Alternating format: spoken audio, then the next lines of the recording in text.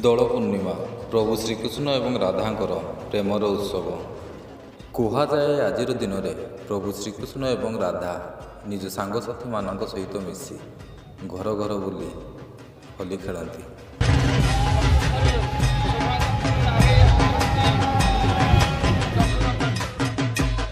ଯାହା ଫାଲ୍ଗୁନ ମାସ ଶୁକ୍ଳପକ୍ଷ ଦଶମୀ ଠାରୁ ଆରମ୍ଭ ହୋଇ ପୂର୍ଣ୍ଣମୀ ପର୍ଯ୍ୟନ୍ତ ଚାଲିଥାଏ, ଯାହାକୁ ଆମେ ଦୋଳ ପୂର୍ଣ୍ଣିମା ମଧ୍ୟ କହିଥାଉ।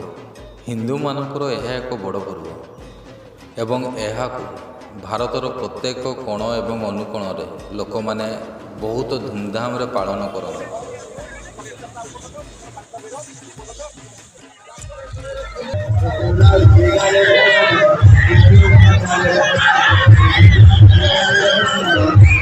କିନ୍ତୁ ମୟୂରଭଞ୍ଜ ଜିଲ୍ଲାର କରଞ୍ଜିଆ ଟାଉନରେ ଏହି ଦୋଳ ପୂର୍ଣ୍ଣିମା ଉତ୍ସବର ପର୍ବ ବହୁତ ନିଆରା, କାହିଁକିନା ଏଠାରେ ଲୋକମାନେ ବହୁତ ଧୁମଧାମ ଏବଂ ନାଚ ଗୀତ ସହ ଦୋଳ ପୂର୍ଣ୍ଣିମା ଉତ୍ସବକୁ ପାଳନ କରନ୍ତି।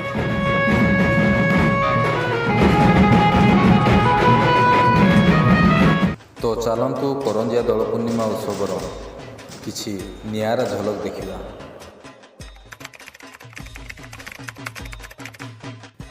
So hello guys, welcome to all Karanjia Dol Purnima.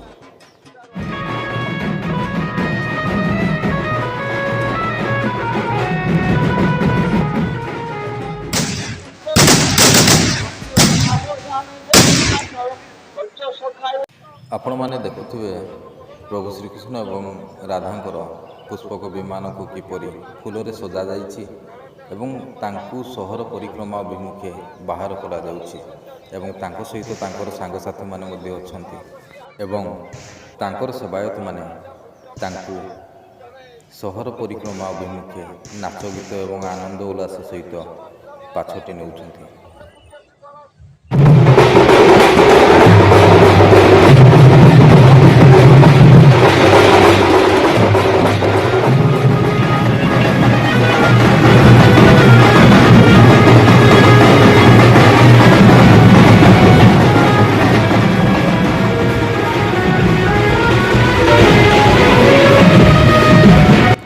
Covid ମହାମାରୀ ଯୋଗୁଁ ଦୀର୍ଘ 3 ବର୍ଷର ପ୍ରତୀକ୍ଷାର ଅନ୍ତ ଘଟାଇ ପୁଣି ଥରେ ଦୋଳ ପୂର୍ଣ୍ଣିମା ଉତ୍ସବ କରଞ୍ଜିଆ ଦୋଳ ପଡ଼ିଆକୁ ଫେରି ଆସିଛି, ଯାହାକୁ ସମଗ୍ର ମୟୂରଭଞ୍ଜବାସୀ ଆନନ୍ଦର ସହ ଜାକଜକମରେ ପାଳନ କରୁଛନ୍ତି।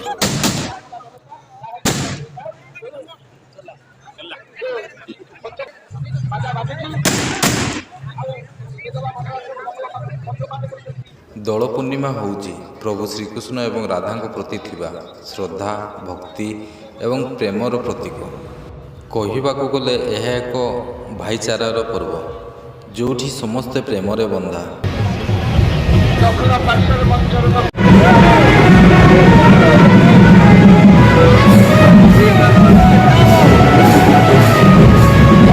କରଞ୍ଜିଆ ଦୋଳ ପଡ଼ିଆରେ ଦୋଳ ପୂର୍ଣ୍ଣିମାର ଏଭଳି ଭିଡ଼ିଓ ଦେଖି ଏବଂ ଲୋକଙ୍କ ଭିତରେ ଅହେତୁକ ଆଗ୍ରହ ଦେଖି ବହୁତ ଖୁସି ଲାଗୁଛି।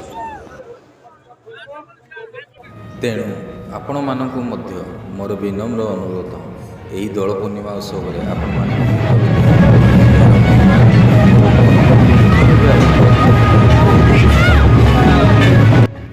ବିଦାୟର ସମୟ ହୋଇଗଲାଣି। ଆଶା କରୁଛି ଆପଣମାନଙ୍କୁ କରଞ୍ଜିଆ ଦୋଳ ପୂର୍ଣ୍ଣିମାର ଉତ୍ସବ ନିଶ୍ଚୟ ଭଲ ଲାଗିଥିବ। ତେଣୁ ଆମକୁ ବିଦାୟ ଦିଅନ୍ତୁ ଏବଂ ଦୋଳ ପୂର୍ଣ୍ଣିମା ଉତ୍ସବକୁ ଉପଭୋଗ କରନ୍ତୁ।